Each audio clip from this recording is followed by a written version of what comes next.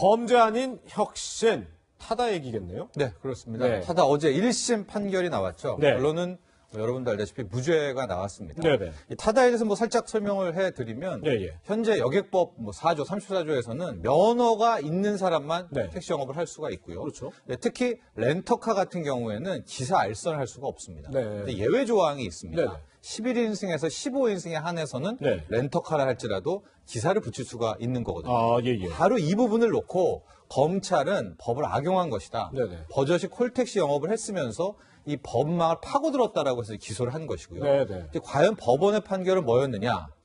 방금 말씀하셨다시피 무죄다. 즉, 이 예외 조항을 어긴 것이 아니다라고 설명을 했고요. 네네. 그럼 법원은 어떻게 바라봤는가? 이용자, 즉 소비자가 이 렌터카와 그 기사를 함께 일종의 임대차 계약을 통해서 네네. 서비스를 받은 것이다. 네. 그러니까 이것은 콜택시 영업이 아니다라고 해서 일단 1심에서는 타다의 편을 들어줬습니다. 그렇군요.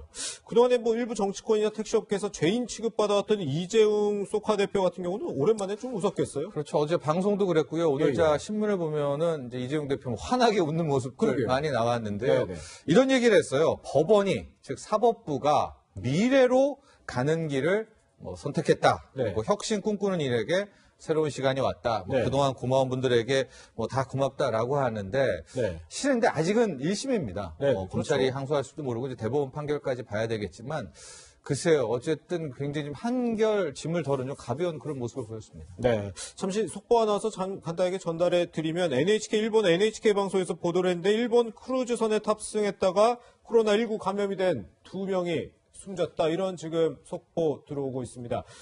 80대 남성과 여성 사망을 했다. 이렇게 NHK 보도 내용 속보로 들어와 있어서 전달해 드립니다.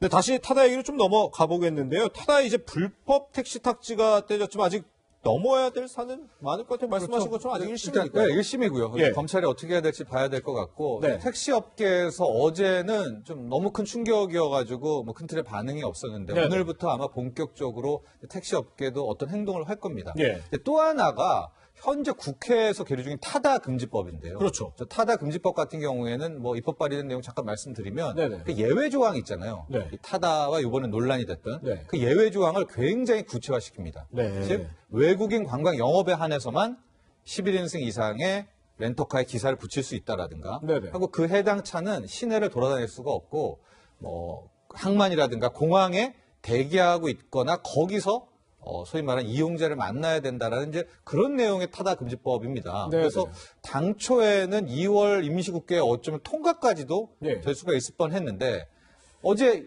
사법부에서 이게 이제 무죄라고 판결이 났기 때문에 입법부가 바로 어제 난 거를 뒤집으면서까지 밀어붙이기엔 조금 부담이 되지 그럴 않습니까? 수 있겠어요. 근데 그렇다고 이거를 아예 폐기 처분하기도 좀 그런 것이 네. 4.15 총선에서 또 택시업계 표도 상당하잖아요. 그렇죠. 그러니까 이래서 좀 국회도 또 곧 있으면 어떤 반응을 보이게 될지도 또 하나의 변수가 됩니다. 그렇겠네요. 어쨌든 한동안 이 타다라는 서비스 자체가 굉장히 좀 위축돼 있고 기사님들도 그만두고 이런 얘기도 많이 나왔는데 어제 무죄 선고, 무죄 판결로 인해서 좀 다시 좀 새롭게 시동을 걸 기회가 되겠어요? 그렇게 될 것 같습니다. 예. 이제 왜냐하면 이제 어쨌거나 1심이긴 하지만 네. 사법부에서는 타다의 손을 들어줬기 때문에 네. 그렇게 되면 이제 타다 같은 경우에는 기존에 했던 사업을 굉장히 몰아붙일 수가 있는데 네네. 당장 올 4월부터는 현재 타다가 현재 소카에 붙어 있습니다. 네. 두 개를 별도로 분리하는 법인 분리를 한다라고 하거든요. 예. 저게 무슨 소리야라고 할 텐데 타다가 완전히 소카에서부터 떨어져 나오게 되면 이제 거대 자본들, 즉 벤처 자본들이 대거 유입될 수 있습니다. 네. 타다의 성장성 이걸 보게 될 경우에는 네. 타다는 더 커질 수가 있는데 물론 대법원 판결을 봐야 되겠지만 그럼요. 예. 이렇게 되면 문제는 정부의 상생안 있잖아요. 네.